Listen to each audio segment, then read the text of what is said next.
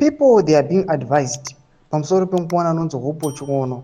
Panapa pane mashoko ari kufamba achitenderera achinzi mutungamiri wemain opposition munyika yeZimbabwe, aiwa opposition inozikanwa yevanhu iri legit, vari Nelson Chamisa. Pane mashoko ari kutenderera aiwa achitenderedzwa nevanhu achinzi aiwa ari Nelson Chamisa mukaona nawo aiwa has involved in active politics, now even political party panguva ino yaana. Kunyange zvake vanhu vanyatsozoti vanhu vanomuda kuti ave mutungamiriri wavo panguva ino iyi.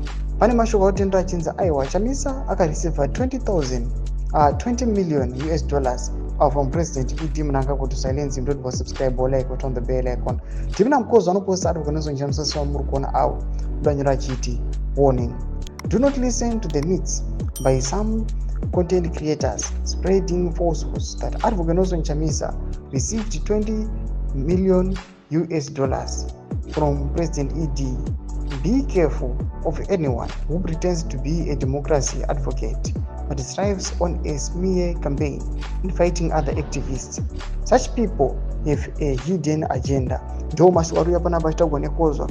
Panapa tichiona kozwa itaura mashoko awa. We just know kuti amuna rungore wandi vana Hope Chiono.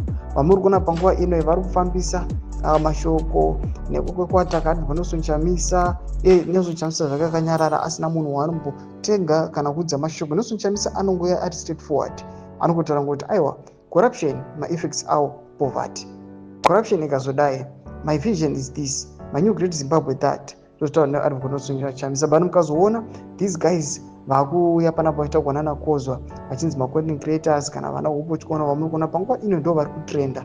Ivi ZANU-PF iri kuti ichitova vari kunzi ndo vanhu vari kuya chiataka Advocate Nelson Chamisa vachida kuti aiwa vanhu vabviswe trust paari, vanhu vasafunga kuti aiwa vasava nehope naAdvocate Nelson Chamisa. Mbudzi mafungiro enyu moti kudii pamusoro pechitiko ichi? In the comment section, make sure to subscribe or like and turn the bell icon.